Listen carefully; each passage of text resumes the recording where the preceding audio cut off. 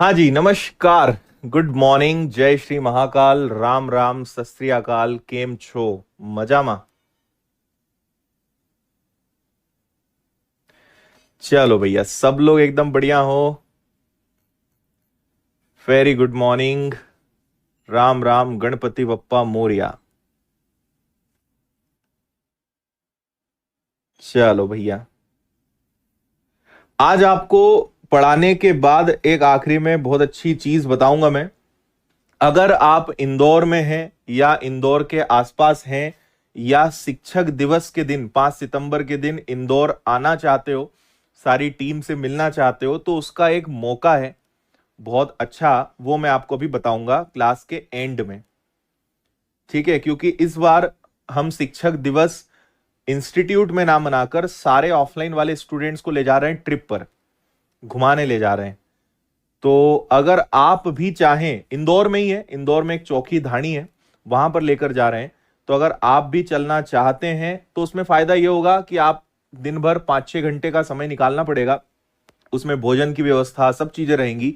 Water park है, बहुत सारी अच्छी, बहुत अच्छी जगह है। एक राजस्थानी गांव बना हुआ है पूरा। तो वहां हम विनर्स की सभी टीम को, विनर्स के सारे टीचर्स, विनर्स के स्टूडेंट्स, वो सब मिलेंगे। तो अगर आप भी चलना चाहते हैं तो मैं आपको एंड में इंफॉर्मेशन दे दूंगा। अगर आपके लिए संभव है तो आप आ सकते हो और पूरा दिन हमारे साथ, सभी के साथ आप बिता सकते हो। उसमें पार्टी भी आपकी हो जाएगी, फोटो सेशन भी हो जाएगा, सब मैं आपको अभी बता रहा हूं, है ना। एट द एंड में आपको इसकी इंफॉर्मेशन दूंगा कि इसके लिए आपको किससे संपर्क करना पड़ेगा। हाँ शिवम, मैं क्लास ले रहा हूं ना, इंस्टीट्यूट में नहीं हूं इस समय।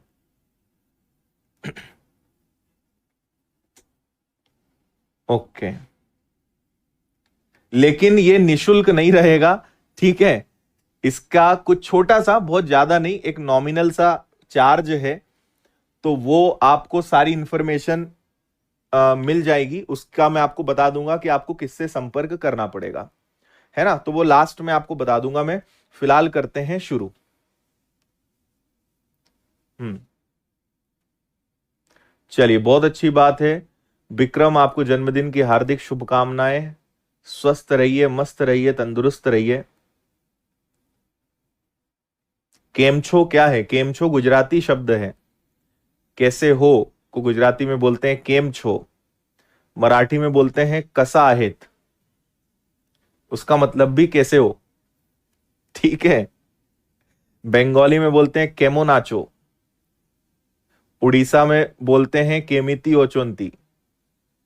पंजाबी में बोलते हैं की हालचाल, तोड्डा की हालचाल है, ठीक है।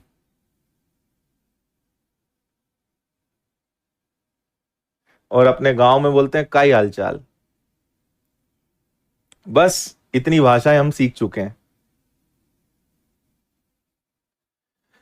चलो भैया, ठीक है। बाकी मैं आपको जानकारी आखिरी में दे दूंगा टीचर्स डे की, है ना। और टीचर्स डे पे क्योंकि सारी टीम बाहर रहेगी तो आपकी कुछ क्लासेस की छुट्टियां रहेंगी, कुछ क्लासेस लगेंगी। तो वो भी आपको ऐप पर पता चल जाएगा, है ना। तो सब चीजों की आपको जानकारी मैं दे दूंगा। फिलहाल करते हैं शुरू। क्वेश्चन आपके सामने है, इसको पढ़िए।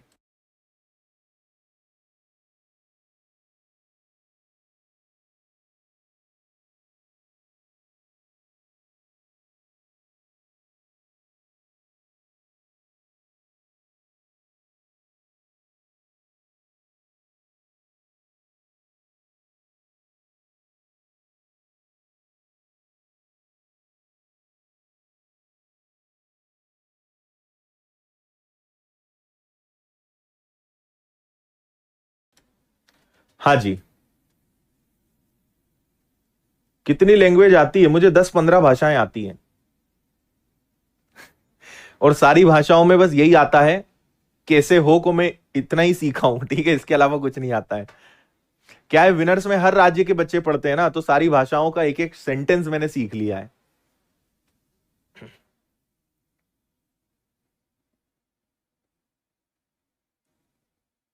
हरदा के पास गांव है, हाँ जी।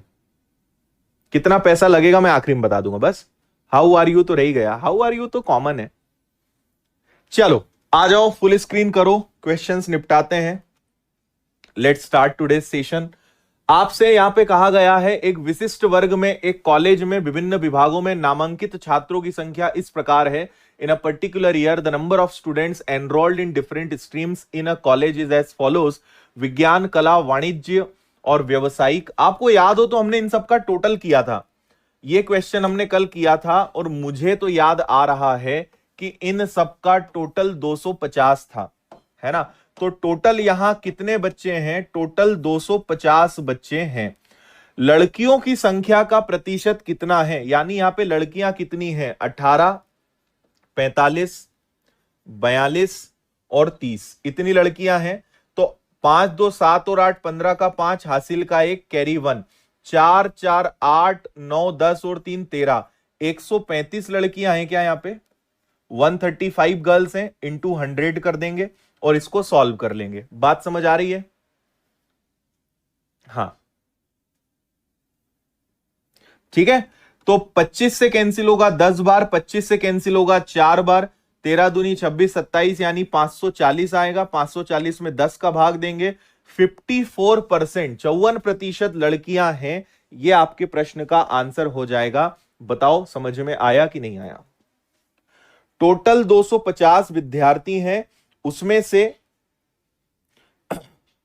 आपको यहां पे दिख ही रहा है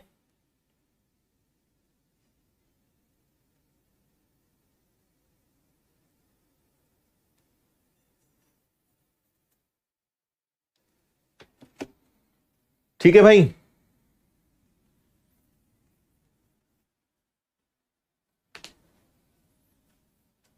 हम्म, ओके, आगे बढ़ते हैं। इसको देखिए,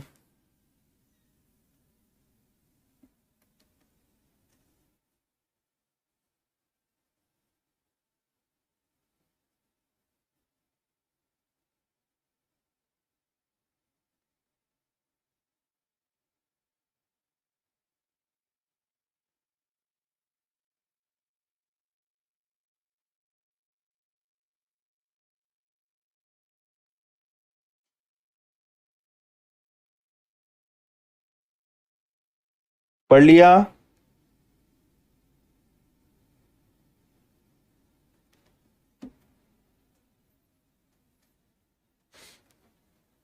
नहीं नीलम, आपको इससे और ज्यादा लेवल का पढ़ना पड़ेगा। मैथ्स फाउंडेशन ले लो अगर आपको एसएससी सीजीएल सीपीओ के लायक पढ़ना है तो। नीचे दिए गए ग्राफ में आगरा के एक कंपनी की इकाई प्रथम 10 वर्षों में उत्पादन को दर्शाता है। किस वर्ष में उत्पादन औसत के निकटतम है? आपको इनका औसत निकालना पड़ेगा और देखना पड़ेगा कि कौन से वर्ष में औसत के काफी करीब हैं हम। आदिवासी की भाषा में बोलते हैं वर्लू छे। अच्छा, ये भी नया सीख गए अब हम, वर्लू छे।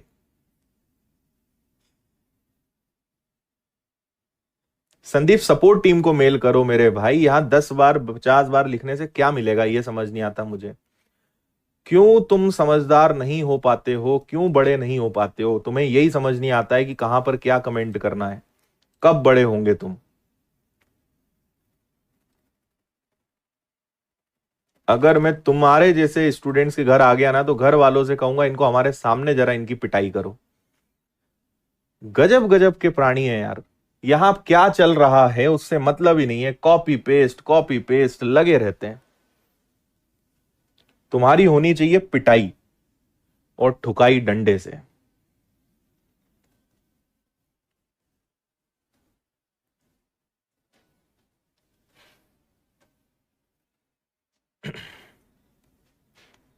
हम्म,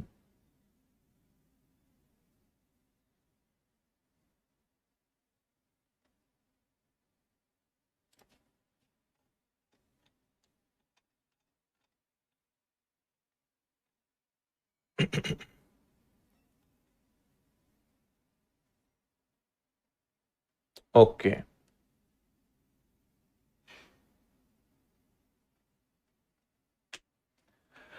देखो, आप अगर इन सबका टोटल कर पा रहे होंगे तो इन सबका टोटल आ रहा है 4445। सबको जोड़ोगे और क्योंकि 10 वर्ष हैं तो 10 का भाग देंगे। तो यह आएगा 444.5, 444.5। बोलो हाँ या ना। ये औसत है। इस औसत के सबसे करीब कौन है? इस औसत के सबसे करीब मुझे दिख रहा है 440। ये सबसे ज्यादा करीब है। और अगर ये सबसे ज्यादा करीब है तो ये कौन सा वर्ष है? ये चतुर्थ वर्ष है, फोर्थ ईयर है। बी आपका आंसर आएगा।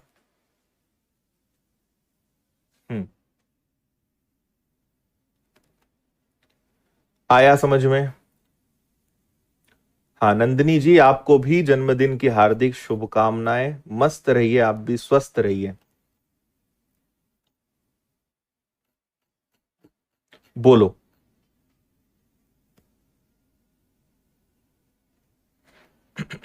आया समझ में?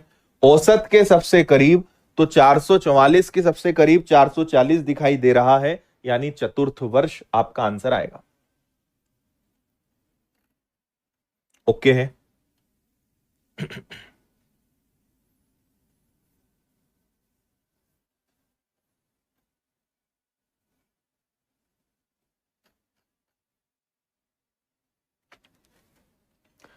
पढ़ें इसको ध्यान से।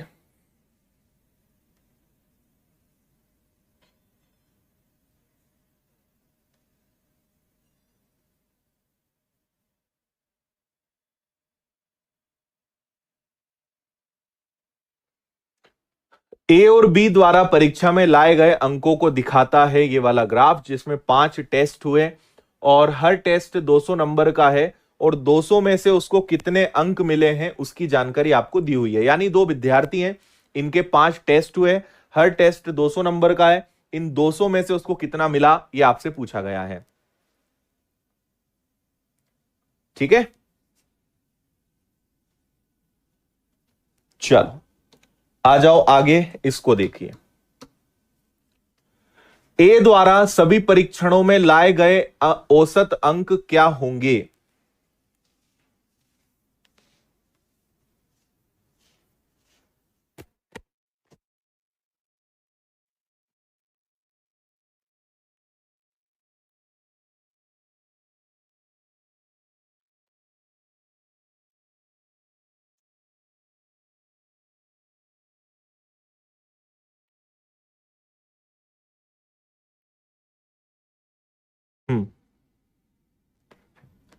ए द्वारा सभी परीक्षणों में लाए गए औसत अंक, ए के अंक बताने हैं तो 100, 125, फिर 200 और 100 और 125। जल्दी से इनका टोटल करके 5 से भाग दे दो, औसत आ जाएगा। कर लोगे?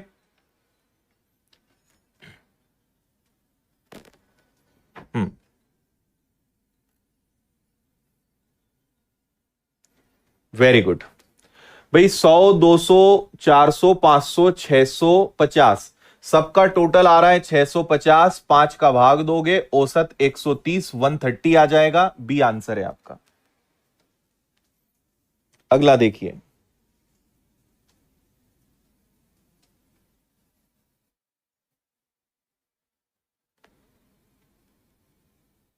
बी द्वारा सभी परीक्षणों में लाए गए औसत अंक होंगे। बी के औसत बताना है, बी का टोटल कर दो तो ये 150, 140, 125, 135 और 100, इनका टोटल करके जल्दी से 5 का भाग दो, बी के एवरेज बता दो।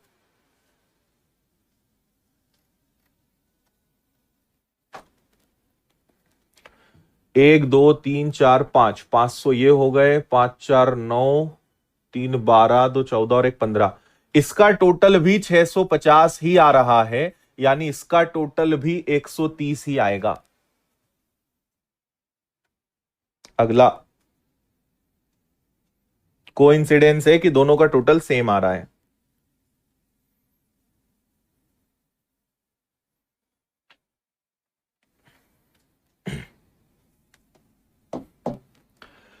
बी के लिए अंकों में अधिकतम प्रतिशत की कमी किस वर्ष में हुई? देखो, ये 150 से 140 पे गया, फिर 140 से 125 पे गया, फिर ये तो बढ़ गया और फिर ये एकदम से गिर गया। देखो, सबसे ज्यादा गिरावट 135 से 100 पे आने की है, यहां अंतर सबसे ज्यादा है। सबसे ज्यादा अंक यहीं कम हुए, यानी टेस्ट 5 यहां पे इसके अंकों में सबसे ज्यादा कमी आई। ये आपका आंसर आएगा, सबसे ज्यादा गिरावट यहां पर आई। Okay, done.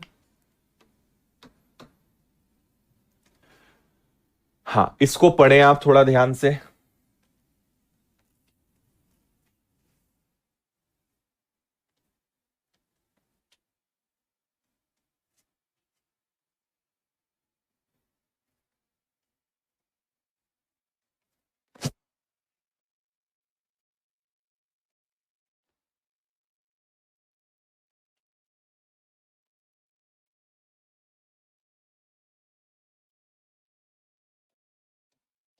चलो देखें, टेस्ट 6 में ए का स्कोर टेस्ट 5 से 10% अधिक है।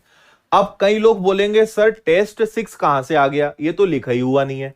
तो इसकी चिंता ना करें, लिखा हो ना लिखा हो, ऐसे क्वेश्चंस भी आते हैं जब चीजें नहीं लिखी हुई होती और प्रश्न पूछ लिया जाता है। टेस्ट 6 में ए का स्कोर 5 से 10% ज्यादा है। तो देखो, टेस्ट 5 से हमें टेस्ट 6 पे जाना है। टेस्ट 5 ए का स्कोर 125 है, ए को 125 अंक मिले हैं, और टेस्ट सी में 6 में 10% ज्यादा। 125 का 10% क्या होगा, वो होगा 12.5। तो ये आ जाएगा 137.5, 137.5। अगर टेस्ट 5 में 125 नंबर मिले तो टेस्ट 6 में 137.5 नंबर मिलेंगे। 10% मोर, 10% अधिक। 125 का 10%, 137.5। ए और बी के स्कोर का भव्य औसत बनाए रखने के लिए बी के अंक टेस्ट 5 से कितने होना चाहिए, कम होना चाहिए, ज्यादा होना चाहिए, क्या होना चाहिए, यह आपसे पूछा है। ठीक है, अब मैं आपको एक बात समझा रहा हूं, खेल समझना। इन्होंने बोला कि ए और बी का एवरेज वही होना चाहिए, सेम होना चाहिए। तो मुझे बताओ, ए का एवरेज कितना था, 130। बी का एवरेज कितना था, 130। यानी ए और बी का जो ओवरऑल मार्क्स है वो 260 है। तो टेस्ट 6 में भी ए और बी का टोटल 260 ही आना चाहिए। क्या बोल रहे हैं वो, जो एवरेज अभी चल रहा है वही एवरेज बाद में भी होना चाहिए। ठीक है, तो अगर पहले एवरेज 130 चल रहा था, तो अभी भी दोनों का एवरेज 130 यानी कुल अंक 260 होने चाहिए। 260 में से ए जो है वो 137.5 ले गया, तो ये तो ए के अंक हो गए। तो बी के कितने होंगे, निकाल लो। बी के कितने होंगे, तो ये हो जाएगा आपका 0.5। 9 में से 7 गया 2, फिर यहां 5 में से 3 गया 2, और 2 में से 1 गया 1, 122.5 है ना। यानी बी को कितने नंबर लाने पड़ेंगे, 122.5। और यहां पे टेस्ट 5 में बी ने कितने नंबर लाया, 100। ये देखो, टेस्ट 5 में कितने नंबर है बी के, 100 है। तो 100 नंबर हैं, 22.5 लाने पड़ेंगे ज्यादा, 22.5% अधिक। यह आपका आंसर आएगा। थोड़ा दमदार सवाल था, भाषा में आपको लपेट के कंफ्यूज किया गया है।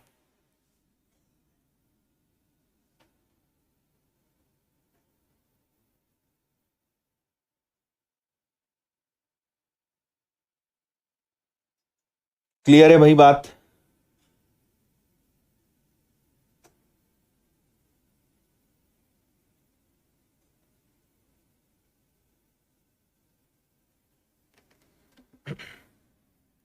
Okay, done.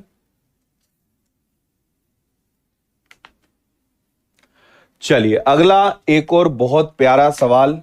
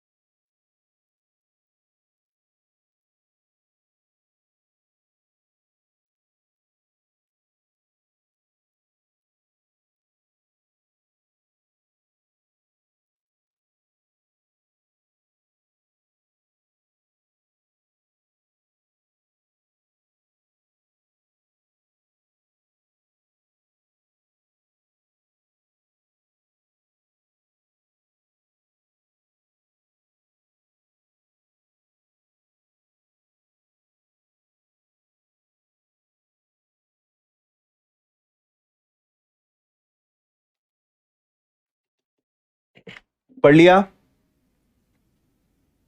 पिछला वाला फिर से बताऊं? चलो फिर से सुन लो। देखो, टेस्ट 5 से हमें टेस्ट 6 पे जाना है। टेस्ट 5 में ए के नंबर 125 थे, इसके बाद टेस्ट 6 आया जिसमें 10% नंबर ज्यादा, तो 125 का 10% होता है 12.5, ये जुड़ गया तो टेस्ट 6 में उसके नंबर आ गए 137.5। लेकिन ए और बी का औसत जो अभी चल रहा है वही औसत आगे भी होना चाहिए। तो ए का औसत भी 130 है, बी का औसत भी 130 है, तो इनका टोटल कितना है? 260। तो टेस्ट 6 में भी दोनों का टोटल 260 ही होना चाहिए। 260 में से ए ने इतना ले आया तो बी को इतना लाना पड़ेगा। अब बी कितने नंबर पे बैठा है? बी 100 नंबर पे बैठा है, तो अगर इसको 122.5 लाना है तो 22.5% अधिक मोर लाना पड़ेगा। यह आपका आंसर है। देखिए, यहां पे आपको अलग अलग देश के बारे में दिया हुआ है कि किस देश ने प्रति व्यक्ति स्वास्थ्य हेल्थ पर कितना खर्चा किया, यह जानकारी दी हुई है। ये 1960, 1970, 1980, 1990, सन 2000 किस देश ने किस वर्ष में हेल्थ पर कितना खर्चा किया, इसकी जानकारी आपको दी हुई है ना। कुछ लोग बोल रहे हैं 130 कहां से आया? 130 तुम क्या कर रहे हो भैया? कौन सा नशा है ये? हमें भी करवाओ, हमें भी तो पता चले। इतना सस्ता नशा भी ना करो। 130 कहां से आया?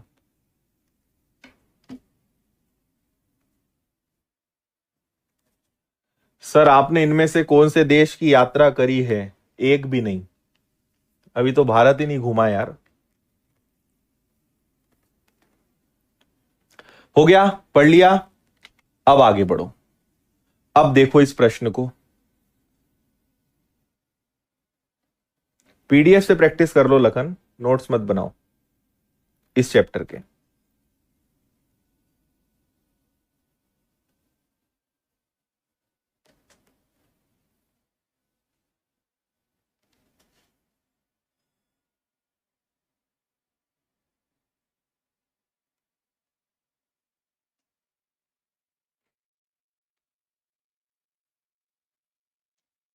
देखो क्या बोल रहे हैं। किस देश में 1960 से 2000 में स्वास्थ्य पर होने वाले खर्च में सबसे अधिक वृद्धि हुई? यानी कौन सा ऐसा देश है जिसने सबसे ज्यादा वृद्धि करी लगातार, और लगातार वो बढ़ाते गया? तो आप जरा यहां पे ध्यान से देखो। पहले देखो सबसे ज्यादा कौन है। ये तो वर्ष है ना, ये 2000 तो वर्ष है। 1300, 1700, 1500, 1400, 1700। देखो 1700 और 1700, तो ये 1700 पे आ गए। अब यहां देखो, ये 400 पे, 300 पे, 200 पे, 500 पे, 200 पे, मतलब ये दो देश बहुत कमाल है भाई। इनका खर्चा 221 से शुरू हुआ था और ये 1700 पे आ गए। ये 269 से शुरू हुए थे और ये भी 1700 पे आ गए। तो दोनों में ज्यादा अच्छा कौन है? समझ में आई बात? 221 से 1714 और 269 से 1729, ये दोनों फिगर तो फिर भी थोड़े पास पास हैं, लेकिन इनमें अंतर ज्यादा है। तो यहां पे अच्छा कौन हुआ? ये हुआ, क्योंकि शुरुआत कम से करी थी और टक्कर इसी को दे रहा है। मतलब सबसे अच्छा काम किसने करा भैया? कनाडा ने करा, कनाडा ने करा। तो आंसर आपका बी आ जाएगा, कनाडा। इसने सबसे ज्यादा वृद्धि करी है स्वास्थ्य पर खर्चा करने की।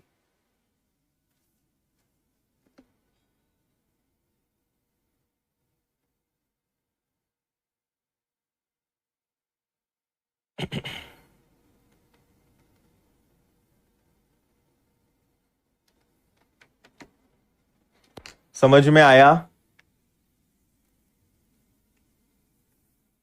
अरे सॉरी, मैंने यहां उल्टा कर दिया क्या? सॉरी सॉरी सॉरी, तब भी वो हार रहा है। ये तो फिर और है, यहां पास से मुझे दिखा ही नहीं, ये लाइन अलग है, अब थोड़ा कम दिखने लगा है ना। ये 221 से 1700 पे गया और ये 461 से 1700 पे गया, तब भी कनाडा ही आंसर आएगा, है ना। थोड़ी अब आंखें कमजोर हो गई। अब वो पहले वाली बात नहीं रही है ना। अगला सवाल देखो, मैं साइड में खड़ा हूं ताकि आप प्रश्न देख पाएं।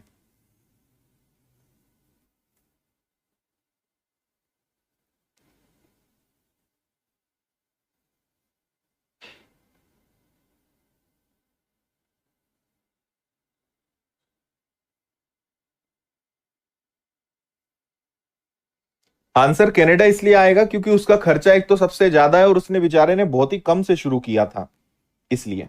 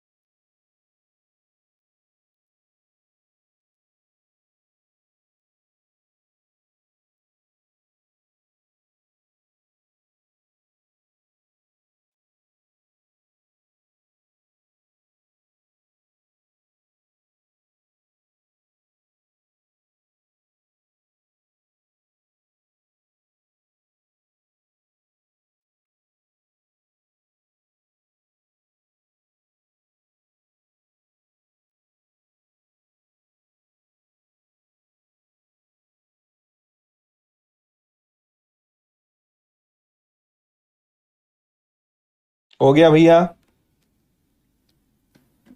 हाँ, इसमें कैलकुलेशन कम है, केवल एक ऑब्जर्वेशन का खेल है। हमें ज्यादा से ज्यादा देखना है कि क्या चल रहा है, क्या करना पड़ेगा, है ना।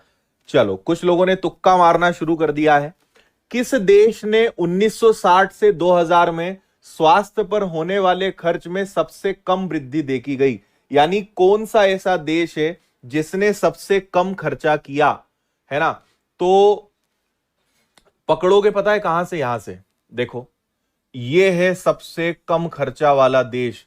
इसने कुछ भी नहीं करा भैया अपने देश के नागरिकों के लिए। सब कहां पहुंच गए? ये 223 से 553 पर ही टिका रहा। यानी चेक रिपब्लिक वो देश है जिसने बिल्कुल खर्चा नहीं बढ़ाया। इन्होंने कहा कुछ नहीं होना है, तो चेक रिपब्लिक इसका आंसर आएगा, करेक्ट वाला। सिर्फ देखना था, ऑब्जर्व करना था। अगला सवाल ये रहा आप सभी लोगों के लिए।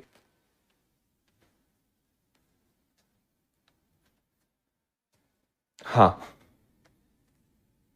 ध्यान से पढ़िए और बताइए।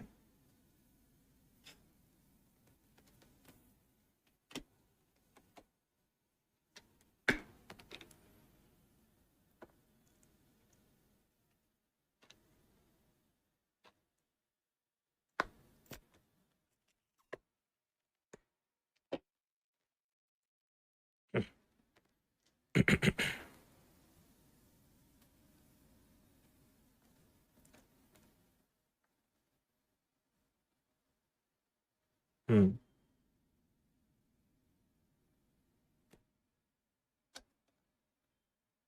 हो गया।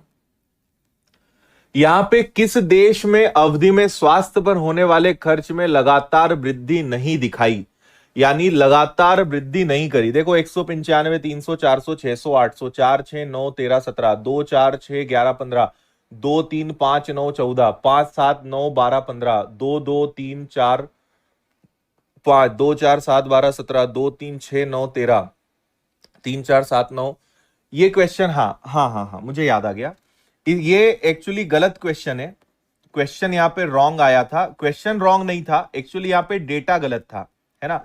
यहां पे डेटा गलत है। ऐसा कोई भी देश नहीं है जिसने लगातार वृद्धि नहीं करी हो स्वास्थ्य पर खर्चा करने में। सारे देश हैं जिन्होंने लगातार स्वास्थ्य पे खर्चा बढ़ाया है।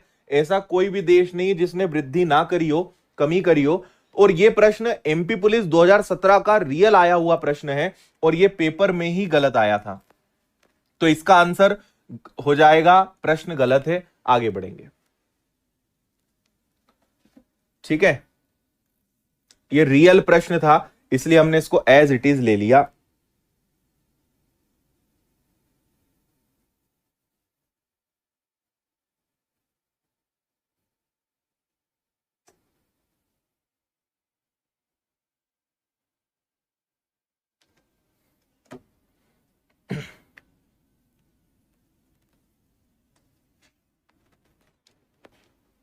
हो गया। किस देश के लिए 1960 से 2000 तक स्वास्थ्य के खर्च का औसत सबसे कम रहा? सिंपल बात है, जिसने सबसे कम वृद्धि करी, सबसे गरीब कौन है यहां पे, जिसने ज्यादा खर्चा ही नहीं करा वो यही है, इसका औसत ही सबसे कम आएगा। तो चेक रिपब्लिक ही आंसर आ जाएगा, सॉल्व करने की जरूरत ही नहीं है। यही वो देश है जिसने खर्चा ही नहीं करा, तो औसत भी कम आएगा। अगला सवाल देखो,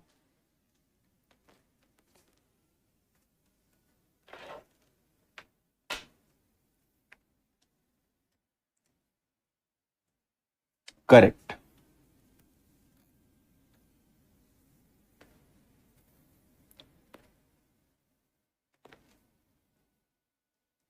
ये भी आपका लॉजिकल सवाल है, डेटा देखना है और आंसर देना है।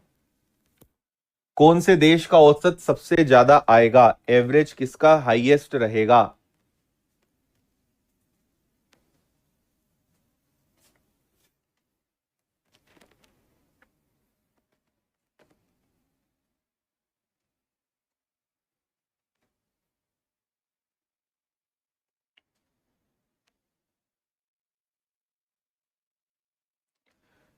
देखो, इसका करेक्ट आंसर पता है क्या आएगा? इसका करेक्ट आंसर जर्मनी आएगा। क्यों आएगा? देखो, एक तो भैया सबसे ज्यादा खर्चा करने में आगे, और शुरुआत ही बहुत ज्यादा से करी थी। देखो, एक ही देश है ऑस्ट्रेलिया, लेकिन ऑस्ट्रेलिया आखिरी में 1300 पे जाके रुक गया, ये 1700 पे जाके रुका। यानी शुरुआत भी बहुत ज्यादा से करी और आज सबसे आगे है। तो जब आप इसका टोटल करोगे और भाग दोगे तो औसत सबसे ज्यादा इसका ही आएगा। तो आपका इसका आंसर जर्मनी ही आना चाहिए, एवरेज इसी का सबसे ज्यादा आएगा। ग्रोथ कनाडा ने करी, लेकिन अगर देखो तो हर मामले में सबसे ज्यादा खर्चा उसने ही करा है, तो उसका औसत भी सबसे ज्यादा आएगा। तो जर्मनी इसका बिल्कुल करेक्ट आंसर है। ठीक है, चलिए अगला एक बहुत ही प्यारा सवाल है, मजा आएगा आपको इसको पढ़ने में। एक बार पूरा अच्छे से पढ़िए, फिर मैं समझाता हूं। यह भी रियल आया हुआ प्रश्न है परीक्षा का, एकदम रियल सवाल है। पढ़ें आप सभी इसको ढंग से।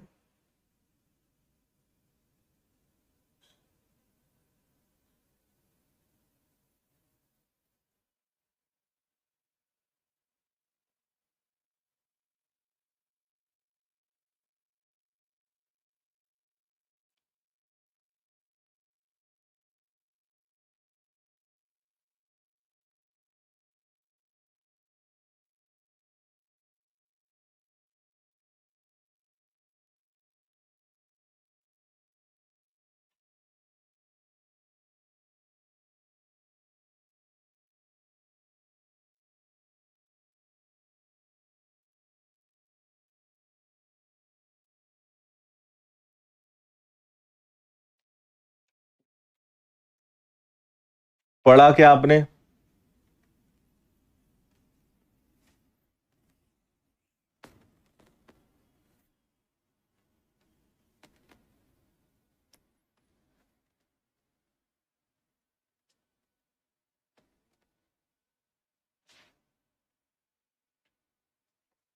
हमको क्या करना पड़ेगा, इस पूरी तालिका को भरना पड़ेगा।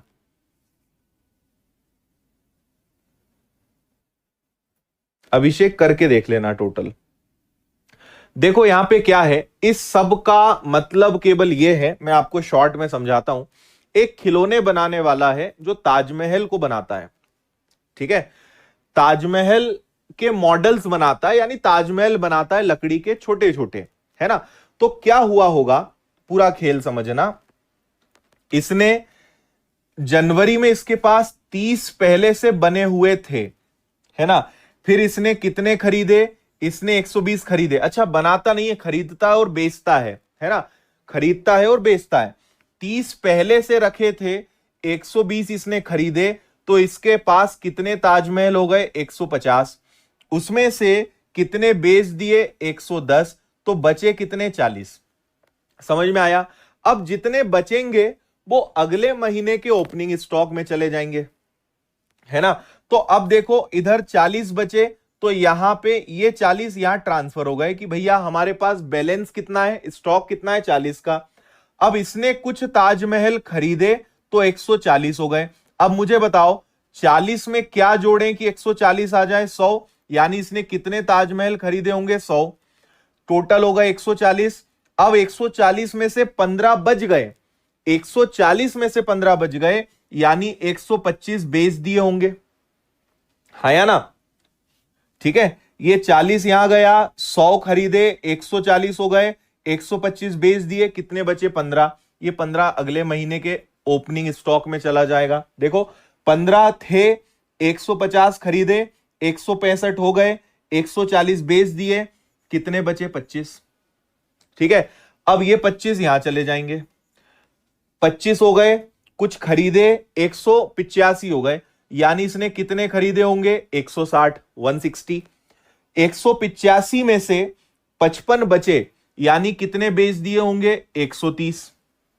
55 बचे, 55 यहां चले गए, 55 बचे थे, 125 उसने खरीदे, तो कितने हो गए टोटल?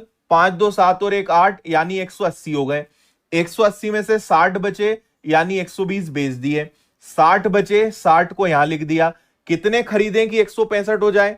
कितने खरीदें कि 165 हो जाए? तो यहां पे 105 आ जाएगा, है ना। अब 105 और 60, 165, 30 बचे, यानी 135 बेच दिए होंगे।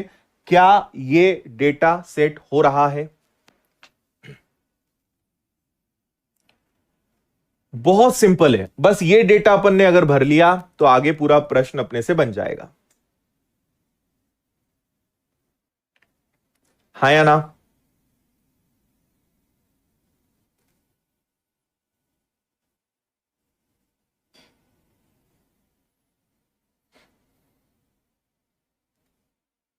ठीक है भाई,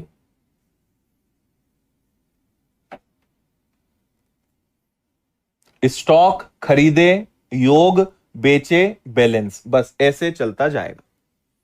आया मजा?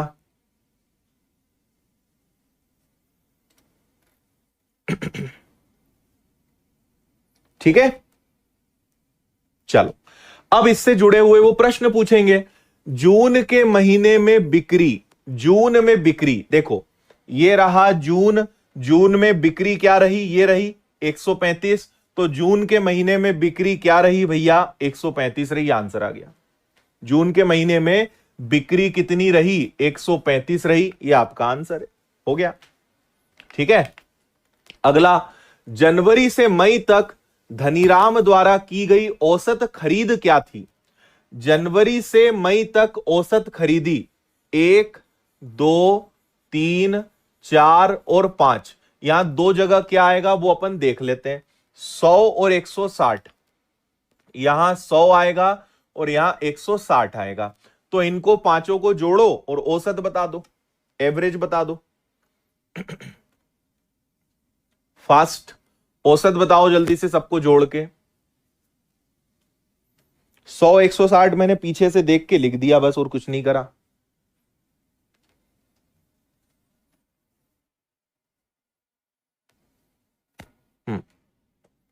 करेक्ट है। 1 2 3 4 5, 500 हो गया, और 5 2 7 6 13, और ये 655 आ रहा है क्या? और 5 का भाग दे देंगे, तो 5 एकम 5, 5 तिया 15, 5 एकम 5, 131, 131, सी आंसर आ जाएगा। समझ में आ रही है बात?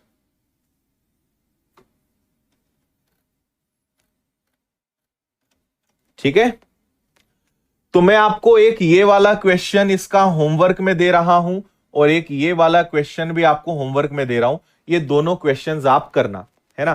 कुछ महत्वपूर्ण जानकारी आपको दे देता हूं, जो मैं ऑलरेडी वैसे क्लास की शुरुआत में बता चुका हूं, फिर से बता देता हूं। आज 4 बजे के आसपास से यूट्यूब पर विनर्स में हो रहा है सुंदरकांड। ठीक है, तो इसमें आप सभी घर बैठे इसमें सम्मिलित हो सकते हैं। यूट्यूब पे लाइव चलेगा, इसकी जानकारी आपको टेलीग्राम पे मिल जाएगी। टेलीग्राम पे आप सब लोग जुड़े हुए हैं विनर्स के टेलीग्राम चैनल से, तो जब भी इवेंट चालू होगा आपको जानकारी मिल जाएगी। तो आप सारी टीम को, सब लोग को देख सकते हैं, पूरा लाइव हम चलाएंगे सुंदरकांड को। तो आप एक तो इससे जुड़ जाना। दूसरा, 5 सितंबर टीचर्स डे पे अगर आप विनर्स के साथ चलना चाहते हो ट्रिप पर तो आप पधार सकते हो। मैं आपको नंबर दे देता हूं, अगर आपको किसी प्रकार की जानकारी चाहिए या आपको रजिस्ट्रेशन कराना है, हमारे साथ चलना है, तो हमारे एक विपिन सर हैं, आप इनसे बात करिएगा, इनको कॉल लगा लीजिएगा। अगर आपको आना है 9131 574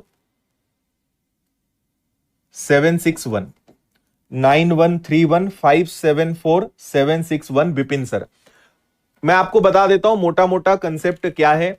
तो हम टीचर्स डे पे सारी विनर्स की फैकल्टीज, टीम और स्टूडेंट्स को चौखीधानी ले जा रहे हैं। आप सर्च कर सकते हो गूगल मैप्स पे, चौखीधानी इंदौर के पास में है और पूरा राजस्थानी गांव बना हुआ है। बहुत सारी सुविधाएं हैं, भोजन, नाश्ता, वाटर पार्क, गेम्स, घोड़े की सवारी, ऊंट की सवारी और दुनिया भर की चीजें उसमें होती है। तो आपको एक मौका मिल जाएगा सब लोगों से एक साथ मिलने का, जुलने का, फोटो सेशन, गेम, सारी चीजें रहेंगी। तो अगर आप चाहते हो तो इसका जो चार्ज है वो लगभग 400 रुपए के आसपास है। एंट्री टिकट है, वैसे टिकट और ज्यादा है, लेकिन हमने इतने सारे स्टूडेंट्स के बेस पे उनसे कम करवाया है, तो वो 400 रुपए है ना। और इसमें वाटर पार्क और ये सारी सुविधाएं इंक्लूड है, जिनके चार्जेस और अलग से होते हैं। तो अगर आप आना चाहते हो, इंदौर में हो, आना चाहते हो, तो आप इनसे संपर्क कर लीजिएगा, ये आपको आगे की सारी प्रोसेस बता देंगे। और इसी कारण मंडे आपकी बहुत सारी क्लासेस नहीं लगेंगी, है ना। मंडे अपनी मैथ्स की क्लास भी नहीं लगेगी, क्योंकि 10-11 बजे के आसपास वहां पहुंचना है।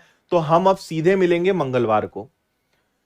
ठीक है, मैं सुबह की मैथ्स फाउंडेशन की क्लास तो ले लूंगा, क्योंकि वो क्लास 8 बजे तक, 9 बजे तक खत्म हो जाती है, लेकिन आप लोग की क्लास नहीं हो पाएगी। तो अब हम मिलेंगे। अगर आप चाहो तो मैं आपसे थोड़ी देर के लिए, आधे घंटे के लिए मिल लूंगा, है ना। 9 से 9:30 में चलो आप लोगों से मिल लूंगा, थोड़ी बातचीत कर लेंगे, है ना। टीचर्स डे पे मिल लेंगे। जो आ रहे हैं वो तो अच्छी बात है, जो नहीं आ पा रहे हैं तो उनसे मुलाकात होगी। आज सुंदरकांड के कारण सारी क्लासेस भी आपकी नहीं होगी। शाम वाली 4-5 बजे के बाद की जितनी क्लासेस हैं वो सब कैंसिल हो जाएगी। और मंडे भी टीचर्स डे के कारण आपकी क्लासेस ऑफ रहेंगी। 2 दिन थोड़ी सी असुविधा होगी, उसके लिए खेद है, लेकिन ये चीजें भी थोड़ी सी जरूरी है ना। तो बाल्टी मग्गे नहीं लेके आना है, सब वहीं मिलेगा। वाटर पार्क में बाल्टी मग्गे नहीं लगते हैं, ऊपर से धकाया जाता है और सीधे अंदर। ठीक है। चलो, तो 5 सितंबर को मैं आपसे मिल लूंगा 9 से 9:30 बजे के आसपास। और ये जो टीचर्स डे का प्रोग्राम है, ये वहां से भी लाइव हम चलाएंगे। कोशिश कर रहे हैं कि वहां से लाइव चले, तो गेम्स और एक्टिविटीज जब होंगी तो हम आपको लाइव दिखा देंगे, जो नहीं आ पा रहे हैं, है ना। तो वो भी आप कर सकते हो। कोई आप में से इंटरेस्टेड है जो चलना चाहता है, आने वाला है, जरा मुझे बताओ कमेंट करके, कोई है? ठीक है, तो ये आप लोग ध्यान रख लेना, ये नंबर सेव कर लेना, कॉल कर लेना विपिन सर को, वो आपको सारी जानकारी दे देंगे। ओके, चलो भाई, तो मिलते हैं हम लोग फिर। आज शाम की भी, अब सुंदरकांड अगर जल्दी खत्म हो गया तो शाम की क्लास होगी, नहीं तो फिर मंडे ही मुलाकात होगी। मंडे हमारी पंचायती राज ग्रामीण अर्थव्यवस्था वाली किताब लॉन्च हो रही है। तो 5 सितंबर शिक्षक दिवस पे रात को 8 बजे मैं लाइव आके उस बुक को लॉन्च करूंगा, तो उसमें आप सब लोग पधार जाइएगा, है ना। और बाकी फिर मंगलवार से सारी चीजें यथावत। ब्लॉग बनाएं, ठीक है, ब्लॉग बना देंगे। चलो, बहुत सारे लोग बोल रहे हैं आएंगे, तो ठीक है, जो भी इच्छुक है आ जाइएगा। समय है आपके पास तो मैनेज हो सकता है तो आ जाना। दोना पत्तल नहीं लाना है, वो हमारी तरफ से रहेगा। ठीक है, चलो भैया, बहुत बहुत धन्यवाद। जय हिंद, वंदे मातरम। और ये इस बारे में आप बाकी लोगों को भी बता देना, और आपके कोई टच में हो विनर्स की ट्रिप के बारे में तो उनको भी जानकारी दे देना। ठीक है, चलिए, थैंक यू, जय हिंद, वंदे मातरम। खुश रहिए, मस्त रहिए, मुस्कुराते रहिए, मेहनत करते रहिए। बहुत बहुत धन्यवाद।